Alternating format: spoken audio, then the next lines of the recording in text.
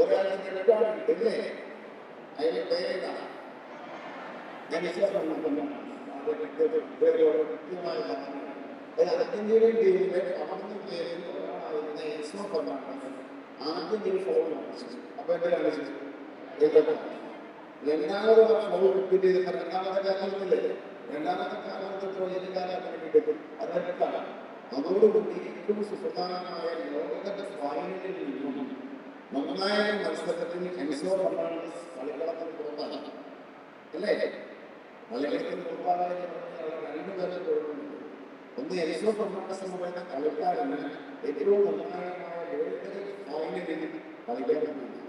രണ്ട്, അർജന്റീനിയൻ ടീമിനെ ഏറ്റവും സുപ്രധാനമായ പ്ലെയറെ നഷ്ടപ്പെട്ടു. അതോടുകൂടി അവരുടെ ഡിഫൻസ് ദുർബലപ്പെട്ടു. സ്പെയിന് കുറെ കഴിഞ്ഞുണ്ട്. കാരണം സ്പാനിഷ് ടീമിലൊക്കെ 11 പേര്, അർജന്റീനിയൻ ടീമിൽ 10 പേര്. അപ്പൊ ഫൗൾ കാണിച്ചാൽ അത് സംഭവിക്കും,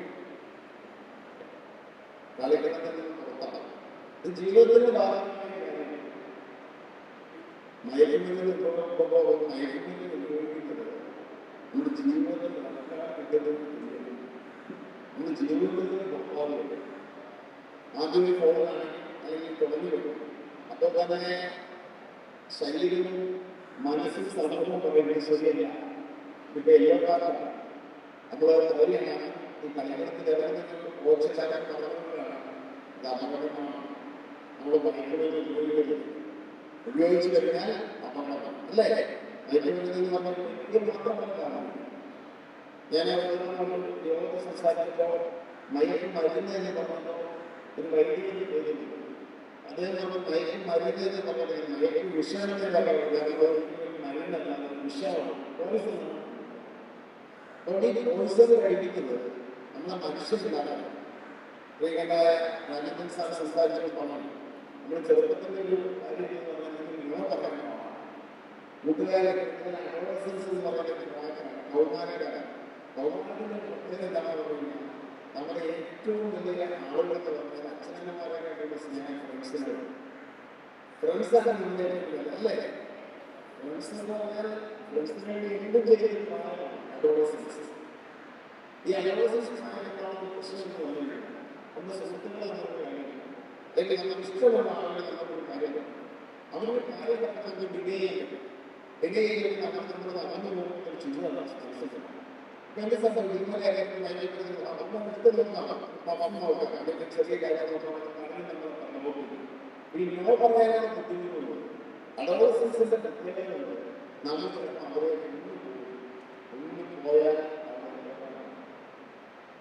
മുറിതകൊണ്ട് വന്നാൽ പിന്നെ നമ്മൾ കളിക്കളത്തിൽ പുറത്താണ്, ജീവിതത്തിൽ പുറത്താണ്. കാരണം നമ്മുടെ ശരീരത്തെ ഏറ്റവും ദോഷകരമാണ്, നമ്മുടെ തലച്ചോറിന്റെ ഏറ്റവും ദോഷകരമാണ്. തലച്ചോറിന്റെ ഫ്രോണ്ടൽ ലോബിനെ മയക്കുമരുന്ന് ബാധിച്ചു കഴിഞ്ഞാൽ പിന്നെ നമുക്ക് നിയന്ത്രണങ്ങളില്ല. ദേഷ്യം അച്ഛനെയായാലും അമ്മയായാലും കൊണ്ടുവരുന്നത് ആരെയും കൊണ്ടാൻ പഠിക്കില്ല, ആരെയും നടക്കുമ്പോൾ പഠിക്കും. അമിത കാര്യത്തിൽ താമസത്തിൽ പോകുന്നതില്ലേ പ്രശ്നങ്ങളാണ് നമുക്ക് മനസ്സിലാക്കാൻ സാധിക്കും. ഈ വേദനയാണ് വിളിച്ചു വരുന്നത്. തട്ടിയാൽ അപകടമുണ്ടാകും, അവർക്ക് അപകടമുണ്ടാകും, മറ്റുള്ളവർക്ക് അപകടമുണ്ടാകും, ചിന്തിക്കാനും മാനസികമല്ല. അതുകൊണ്ട് ഇതിനെ ഒരിക്കലും പോകണം. എന്താ പറയാ, നോക്കൊരു ശക്തിയില്ലല്ലോ. ഇതും പോലെ കുറച്ചുകൂടെ ഒരാൾ പോലും നോ പറയാൻ പറ്റും. ഒരാൾ പോലും നോ പറയാൻ പറ്റും. സംസ്ഥാനത്ത് നമ്മൾ ഒരാൾ നമ്മളെ ആരെ കണ്ടുപിടിച്ചാൽ അവിടെ മയക്കുന്നത് മാസം ചിന്തിക്കുന്നത് കൂട്ടിക്കഴിഞ്ഞ് ചെറുപ്പക്കാരുടെ വേണ്ടി അതിലേക്ക് കൊടുത്തു കഴിഞ്ഞാൽ അവർ നല്ല പണം കിട്ടും. അവരുടെ ഉണ്ടാക്കാം. പക്ഷെ നമ്മളെല്ലാവരും തീരുമാനിച്ചു കഴിഞ്ഞാൽ നമ്മളെ പ്രവർത്തിക്കാൻ സാധിക്കുമല്ലോ? ഇല്ല. അപ്പൊ നമ്മൾ തീരുമാനം ഒരിക്കലും മയക്കുമരുന്ന് പോകുന്നു, അല്ലെങ്കിൽ ഈ ഡ്രഗ്സ് ഇത്തരത്തിലുള്ള മയക്ക് വിഷയങ്ങളിൽ പോകുന്നു. ആരെയും ഉപയോഗിക്കുന്നതാണെങ്കിൽ നമ്മൾ അറിയിക്കും. അങ്ങനെ പോയി നമ്മളെ സംരക്ഷിക്കും. സംസ്ഥാനത്ത് ഞാൻ മന്ത്രിയായിരിക്കുന്ന സംസ്ഥാന എക്സൈസ് കൊണ്ടുപോകും. കേരളം വലിയ ക്യാമ്പയിൻ എടുക്കുമ്പോൾ മൈനിന്റെ കേരളം എന്നാണ് ക്യാമ്പയിൻ പേര്. മൈനിലെ കേരളം എന്നത് പറഞ്ഞാൽ നല്ലതാണ്. നമ്മൾ ഒരിക്കലും ഇത്തരത്തിലുള്ള ഒരു തരത്തിലുള്ള വിഷയങ്ങൾക്ക് കീഴടക്കാറുണ്ട്. അപ്പൊ അതിന് നാല് പ്രധാനപ്പെട്ട പ്രക്രിയകളുണ്ട്. ഒന്ന് എൻഫോഴ്സ്മെന്റ് സെൽ. കഴിഞ്ഞ ഒരു മാസം കൊണ്ട് ഞാൻ എടുത്തിരിക്കുന്ന കേസിൽ 25,000 കേസുകൾ. അതിൽ 2,000 കേസുകൾ മയക്കുമരുന്ന് കേസുകൾ, 15,000-ഓളം പുകയില ഉൾപ്പെടെയുള്ള കേസുകളുണ്ട്. ആ ഓപ്പറേഷൻ ഓപ്പറേഷൻ പോലീസിന്റെ മറ്റൊരു ആക്ഷൻ ഓപ്പറേഷൻ തൂഫാൻ. അപ്പൊ കേരളത്തിൽ പോലീസും എക്സൈസും ഒരുമിച്ച് നിന്ന് ഇവയിൽ കേസുകൾ എടുക്കുകയാണ്. അത് എൻഫോഴ്സ്മെന്റ് സൈഡാണ്. അതോടൊപ്പം മലയാള കേരളത്തിന്റെ മറ്റൊരു സൈഡാണ് അവയർനെസ്. ഞാൻ സംസാരിക്കുന്ന അവയർനെസ് അല്ലേ? നമ്മൾ അപകടങ്ങളെ കുറിച്ച് സംസാരിക്കല്ലേ? അപകടങ്ങളെ സംസാരിക്കും, രാജ്യത്തെ സംസാരിച്ചത് ഇതിന്റെ അപകടങ്ങളെ കുറിച്ച്. അപ്പൊ അവയർനെസ് ആണ്. മൂന്നാമത് ഘട്ടം മുതലേ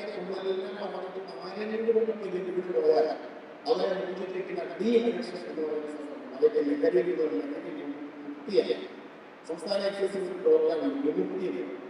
14 ജില്ലകളിൽ ഡീഅഡിക്ഷൻ സെന്ററുകളുണ്ട്. അവിടെ ഇത്തരത്തിൽ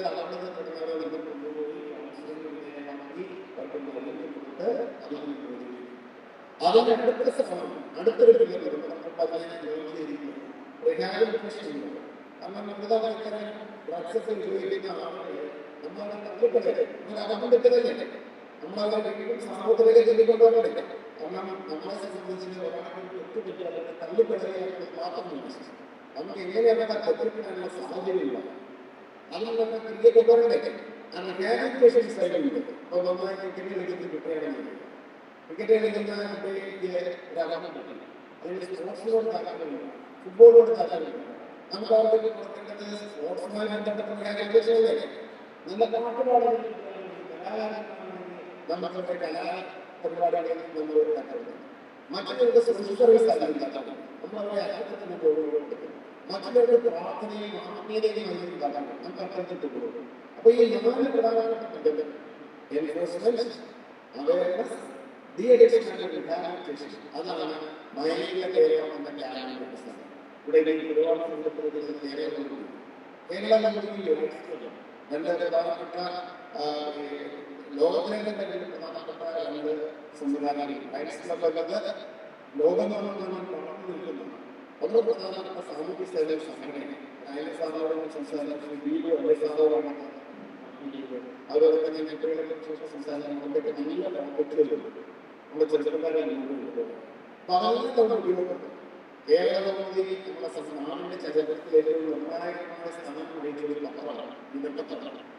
നാടിന്റെ സാമൂഹ്യ മുന്നേറ്റത്തിൽ ജാതി വ്യവസ്ഥയുമായ കാലഘട്ടത്തിൽ മനുഷ്യർ പഠിക്കാനുള്ള അവസരം എടുക്കാറുള്ള കാലഘട്ടത്തിൽ അക്ഷരത്തിന്റെ കഴക്ക്, അറിവിന്റെ കഴക്ക് കേരള സമൂഹത്തിൽ നൽകിയ മഹത്തായ മുന്നേറ്റമാണ്.